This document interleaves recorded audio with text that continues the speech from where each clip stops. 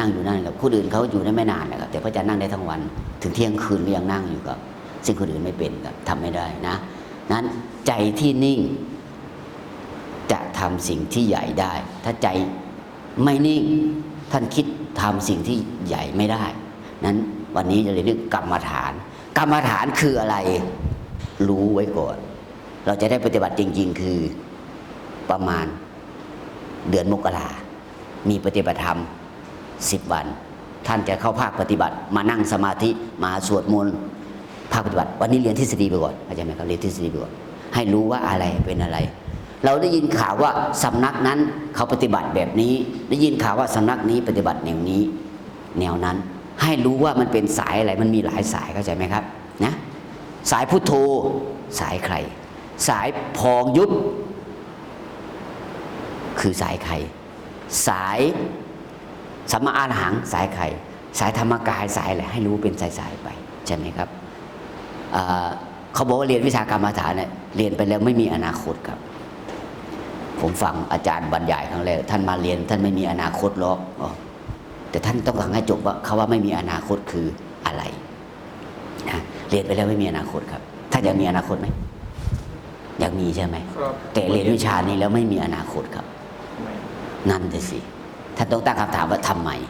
คำว่าเรียนไม่มีอนาคตคือหมายถึงว่าเรียนแล้วให้ชีวิตเราอยู่กับปัจจุบันครับจะต้องไม่มีคำว่าอนาคตเข้าใจไหมครับชีวิตคนที่คิดและทำอยู่กับปัจจุบันตลอดครับให้ตัวเราอยู่กับปัจจุบันคิดแต่เรื่องปัจจุบันปัจจุบันเยอะๆเยอะๆเยอะๆนะครับเขาเรียกว่าไม่มีอนาคตเข้าใจไหมแบบไม่มีอนาคตแต่ท่านรู้ไหมอนาคตก็คือปัจจุบันในภาษากรรมฐานบอกว่าอดีตอนาคตปัจจุบันนั้นมันคืออันเดียวกันใช่ไหมอดีตกับปัจจุบันกับอนาคตมันคืออันเดียวกันครับนะถ้าท่านทำปัจจุบันให้ดีอนาคตท่านก็ดีเพราะปัจจุบันเพราะอนาคตมันเกิดขึ้นจากปัจจุบันนี้ผ่านไป1 นาทีมันก็เป็นอนาคตแล้วเป็นอดีตแล้วใช่ไหมผ่านไป1 นาทีก็เป็นอดีตแล้วดังนั้นอดีตอนาคตและปัจจุบันมันคืออันเดียวกันครับนั้นเรียนวิชากรรมฐานเนี่ยเรียนเพื่อให้เราอยู่กับปัจจุบันนั้นจึงไม่มีอนาคตท่านปฏิบัติท่านไม่ต้องคิดถึงพรุ่งนี้ไม่ต้องคิดถึงวันหน้าอยู่กับปัจจุบันให้ได้ถ้าท่านอยู่กับปัจจุบันให้ได้ปุ๊บครับท่านจะทำอะไรได้ทรงพลังมากครับทรงพลังเลยนะเป็นคนที่ทรงพลังมากเลยเพราะหลายคนคิดถึงแต่อนาคตอย่างเดียวครับจนละเลยปัจจุบันครับเพราะไม่รู้ว่าอนาคตที่ดีเกิดขึ้นจากปัจจุบันที่ดีครับมันอันเดียวกันพุทธเจ้าสอนมานานแล้วนะเคยเรียนนิกายเซนใช่ไหมเซนก็สอนให้เรื่องอยู่กับปัจจุบันครับเพราะเขารู้ว่าปัจจุบันกับอนาคตมันคืออันเดียวกันนั้นท่านอยากรู้ว่าแต่อนาคตท่านเป็นยังไงดูตรงไหนปัจจุบันครับดูแค่นี้ท่านไม่ต้องรอถึงพรุ่งนี้หรอกดูวันนี้นะวันนี้มาแล้วนั่งหลับหรือเปล่าถ้ามานั่งหลับพรุ่งนี้ก็หลับเหมือนเดิมเพราะมันอันเดียวกันใช่ไหมมันอันเดียวกันตัวคนตัวเดียวกันใช่ไหมนะสิ่งอะไรที่เป็นประโยชน์ของท่านแล้วท่านทำสุดๆนั้นท่านสุดยอดแล้วแต่ถ้าอะไรที่เป็นประโยชน์ของตัวท่านเองท่านยังไม่พยายามเลยแล้วท่านจะเอาอะไรไม่มีใช่ปะดังนั้นเรียนวิชานี้เรียนไปแล้วไม่มีอนาคตครับใช่ไม่มีเลยครับอย่าเพิ่งออกจากห้องไปนะฟังให้จบเหมือนกับมานีมานะไปฟังเทศที่วัดการนอนตื่นสายก็ดีการเกียจค้านการทำงานก็ดีแล้วก็หยุดไปที่ว่ามานี้ทั้งหมดไม่ดีเลยมานีมานะหลับไปแล้วตอนนั้นนะใช่ไหมคำว่าก็ดีมาจากสนุนภาษาบาลีใช่ไหมไม่ใช่ว่ามันดีแต่ว่าอันนี้ก็ดีอันนี้ก็ดีที่ว่ามาทั้งหมดนั้นไม่ดีเลยอย่างเงี้ยแต่หลับและเด็กมันหลับไปก่อนแล้วได้ยินแค่2 คำพูดแรกแต่อันที่ท้ายไม่ได้ฟังพอฟังไม่จบเนี่ยแบบเหมือนกันอาจารย์บอกไม่มีอนาคตมันคืออะไรตั้งใจฟังก่อนเพราะว่าเขาสอนให้อยู่กับปัจจุบันถ้าท่านใช้ชีวิตให้อยู่กับปัจจุบันมากที่สุดครับอนาคตท่านไม่ต้องพูดถึงครับยิ่งใหญ่แน่นอนครับแต่ถ้าปัจจุบันก็กิ๊กก๊อกกากากอนาคตก็กิ๊กก๊อกแล้วก็กากากเหมือนกันครับไม่ได้ต่างกันเลยครับมันอันเดียวกันครับ นั้นเวลาไปนั่งสมาธิตัดอดีตตัดอนาคตให้อยู่กับปัจจุบันต้องทำตัวไม่ให้มีอนาคตตัดหมดครับทุกเรื่องครับคุยก็ไม่ต้องพูด15 วันเหมือนกับไปยกเครื่องใหม่เลยครับเขาเรียกว่าไปรีเซ็ตตัวเองใหม่ทุกอย่างเลยครับคิดอะไรก็เรื่องมีสติมีปัญญาคิดอะไรก็รอบคอบจะพูดจะอะไรก็รอบคอบกับเพราะใจมันถูกล้างถูกทำความสะอาดครับนั้นบางครั้งชีวิตเราต้องหาเวลาไปนั่งอยู่เฉยๆคนเดียวบ้างครับไปรีเซ็ตตัวเองครับบางครั้ง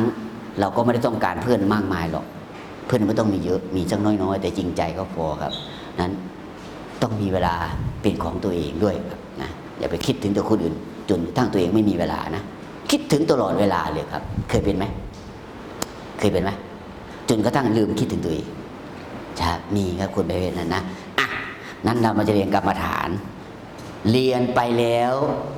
พอถึงเดือนมกราต้นปีหน้าก็ดีปฏิบัติธรรม10 วันมากินมานอนที่นี่เลยครับพระก็ต้องเอากรดมาอยู่ชั้น4ครับนอนเต็มหมดเลยครับนะ10 วันครับพระอาจารย์ก็จะเป็นพี่เลี้ยงดูแลแล้วก็มีพระอาจารย์จากสำนักต่างๆเขานิมนต์มาอบรมครับให้เรารู้ทฤษฎีไว้แต่วันนี้พองหนอยุบหนอกับยุบหนอพองหนออันไหนถูกท่านต้องรู้อะไรคือรูปอะไรคือนามท่านต้องรู้เพราะเป็นศัพท์เฉพาะมีบางคนพูดว่ายุบหนอพองหนอเขาพูดนี้ถูกไหมยุบหนอพองหนอถูกไหมกับพองหนอยุบหนออะไรถูก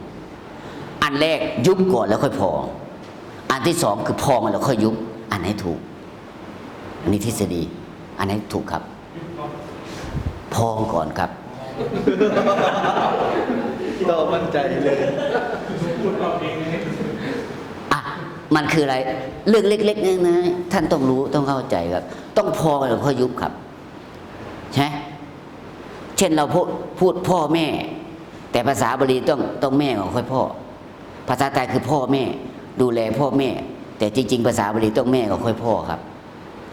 แต่ภาษาพูดคือพ่อแม่แต่จริงๆคือแม่ก่อนค่อยพ่อครับอันนี้ก็เหมือนกันพองก่อนค่อยยุบครับพองอาการเกิดขึ้นเมื่อท่านหายใจเข้าท่านหายใจเข้าท่านจะรู้ตัวพอหายใจเข้าปุ๊บท้องมันจะพองขึ้นมาพอท่านหายใจออกมันก็จะยุบใช่ไหมครับนั้นพองต้องเกิดขึ้นก่อนครับสับง่ายๆนะเนี่ยทฤษฎีง่ายๆเห็นไหมพองหนอยุบหนอถูกต้องครับถ้าท่านไม่มาเรียนท่านก็คิดว่ามันอันเดียวกันว่ากูจะพองกูจะยุบมันก็เหมือนค่าเท่ากันไม่ใช่ครับต้องพองก่อนค่อยยุบเวลาจะพูดพองหนอ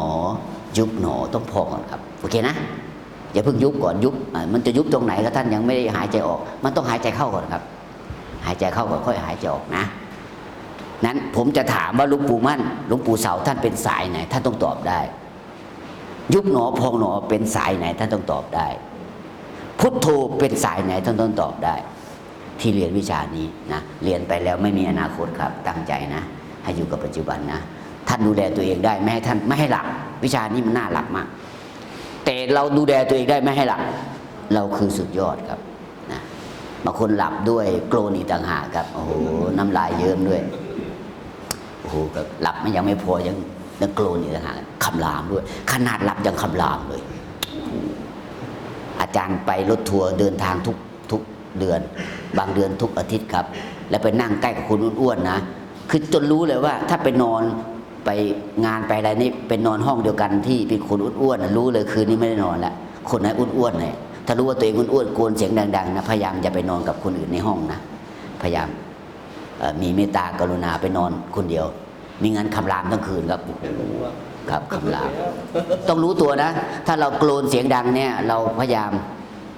หาที่นอนคนเดียวครับสงเคราะห์คนที่เขานอนด้วยที่อยู่ข้างเตียงนะผมคำรามเมื่อคืนครับแล้วหลับเร็วครับไอ้เรานี่หลับทีหลังไม่ได้หลับเลยครับคำรามโอ้โหรู้จักคำรามใช่ไหมดุมากคำรามดุครับโอ้โหมันก็ลดขึ้นเนินโบราครับวันนั้นสรุปคือไม่ต้องนอนเลยยังไม่เท่าไหร่บางคนคำรามในรถทัวร์อีกโอ้รถทัวร์มันวิ่งตลอดยังคำรามนะครับผู้ที่เขาหลับสนิทนะครับ เขาน่ะสบายแต่เราอยู่ข้างๆนะไม่ไหวครับนะนั้นคนไหนรู้ว่าตัวเองโกรธนะก็พยายามหาห้องนอน คนเดียวนะ แยกห้องนอนนะ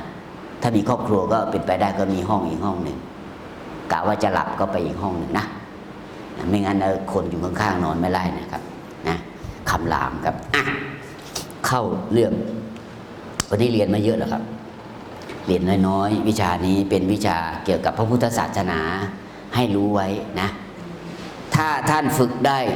ถึงที่สุดแล้วนะครับท่านจะมีบุคลิกพิเศษหนึ่งทำอะไรอยู่กับอะไรก็จะอยู่ได้นานกว่าคนทั่วไปไม่ใช่ทนอยู่หรืออยู่ทนนะครับแต่ท่านจะอยู่กับสิ่งหนึ่งสิ่งใดที่ท่านอยากอยู่ท่านจะอยู่ได้นานผิดปกติซึ่งคนทั่วไปทำไม่ได้นี่คือคนที่ฝึกแล้วนะต้องฝึกนะครับการมานั่งสมาธิอันนั้นคือวิธีฝึกเบื้องต้นเฉยๆถ้าท่านฝึกได้แล้วนะท่านจะเอาสภาวะที่ท่านได้เนี่ยไปทำงานไปอยู่กับคนอื่นครับท่านจะอยู่ได้นานแล้วก็ไม่ค่อยมีเรื่องราวกับใครดูง่ายๆว่าคนไหนปฏิบัติไม่ปฏิบัติเนี่ยอารมณ์เขาจะนิ่งครับเดี๋ยวก็ดีเดี๋ยวก็ร้ายเดี๋ยวก็โมโหแล้วก็งุนงิดพวกนี้ไม่ได้ฝึกครับไม่ได้ฝึกเลยนะไม่ได้ฝึกสติไม่ได้ฝึกสมาธิเลยนะการฝึกก็มีสองแบบที่หนึ่งคือฝึกแบบนิ่งแบบฝึกแบบเคลื่อนไหวพระทำวัดสวดมนต์กับทำวัดอันเดียวกันภาษาพระสวดมนต์ก็คือทำวัดไม่ใช่ไปสร้างวัดนะคือทำวัดเนี่ยไปสวดมนต์การสวดมนต์คือ